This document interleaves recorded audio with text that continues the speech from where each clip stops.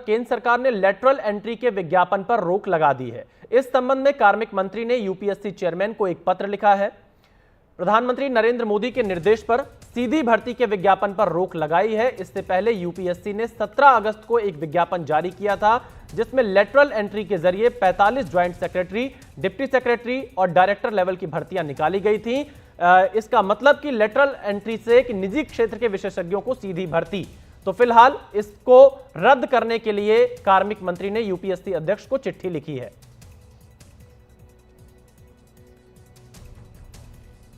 दर्शन के लिए जाते हैं तो उनके निकलने के बाद मंदिर को गंगा जल से धुलाया जाता है। आज की तारीख में भी ये भेदभाव के उदाहरण देखने को मिलते हैं। तो कैसे इसमें क्रीमी लेयर का प्रावधान हो सकता है? और इस बात को भी मैंने प्रमुखता से कैबिनेट मीटिंग में रखने का काम किया। और मुझे खुशी है कि प्रधानमंत्री जी ने भी तुरंत उसी कैबिनेट मीटिंग के बाद क्रीमी लेयर की जो संभावनाएं माननीय न्यायालय के द्वारा जताई गई थी, उस पर सरकार की तरफ से अपना रुख स्पष्ट करने का काम किया। समय समय पर मेरे प्रधानमंत्री जी के द्वारा उठाए गए ये कड़े फैसले दर्शाते हैं कि विपक्ष जो एक माहौल तैयार करने का प्रयास कर रहा है, और ये अभी से नहीं, एक लंबे समय से विपक्ष की पूरी राजनीति ही अब सीमित हो गई है इस बात पर आकर कि कैसे हमारी केंद्र की सरकार हमारे प्रधानमंत्री जी को सिर्फ आरक्षण संविधान के नाम पर घेरने का काम किया जाए, जबकि समय समय पर हमेशा मेरे प्रधानमंत्री जी और मेरी सरकार ने अपनी प्राथमिकताओं को दर्शाने का काम किया। और वो समाज के इन्हीं वर्गों के प्रति है जो आज भी मुख्य धारा के साथ नहीं जुड़ पाए हैं। ऐसे में विपक्ष जो भ्रम फैलाने का काम करता, पूरा चुनाव इन्होंने इसी झूठ के सहारे लड़ने का काम किया। आरक्षण समाप्त हो जाएगा, संविधान समाप्त हो जाएगा। अभी पिछले 2-3 दिन से जब से ये एडवर्टीजमेंट निकला, अभी तो कोई नियुक्ति नहीं हुई, कुछ नहीं हुआ। एक ऐसा माहौल तैयार कर दिया कि ये सरकार पूरी तरीके से दलित विरोधी है, पिछड़ा विरोधी है। और ये लोग बात करते हैं दलितों की, ये लोग बात करते हैं पिछड़ों की।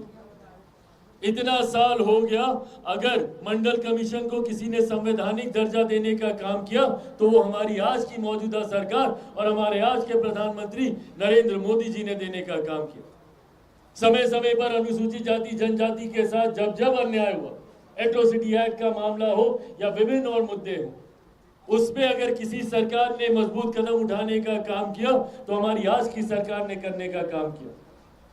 और जो लोग आज एक उंगली हम लोग पर उठाते हैं, अपने ऊपर उठी उंगलियों का जवाब देना। क्यों आपने ऐसी परंपराओं को शुरू किया? क्यों आपने डायरेक्ट नियुक्तियां शुरू कर कर इसके दरवाजे खोलने का काम किया? और जो लोग चिंता जताते हैं, आप लोगों ने अपने समय रहते हुए क्यों नहीं इस बात को सुनिश्चित किया? भाई, हम लोग की तो सरकार अभी 10 साल से चल रही है।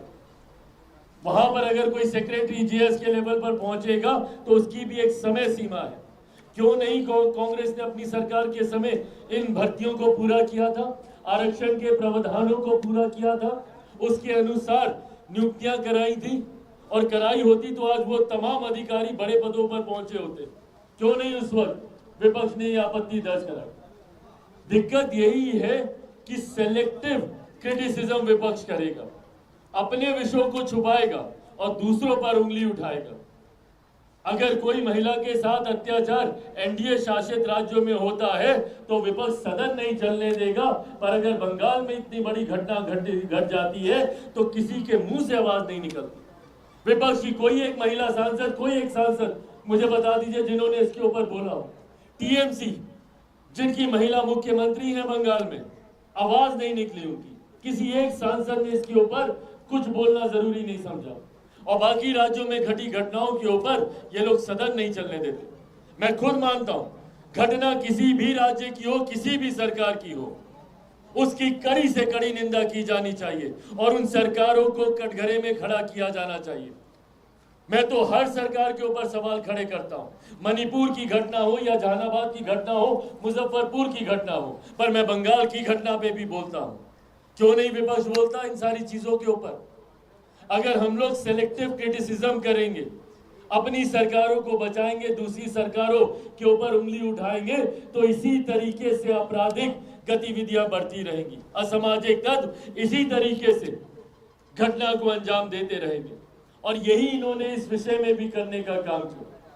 लेटरल एंट्री अपने जमाने की इनको याद नहीं आती और हमारी सरकार पे तुरंत उंगली उठाने के लिए ये लोग तैयार हो गए।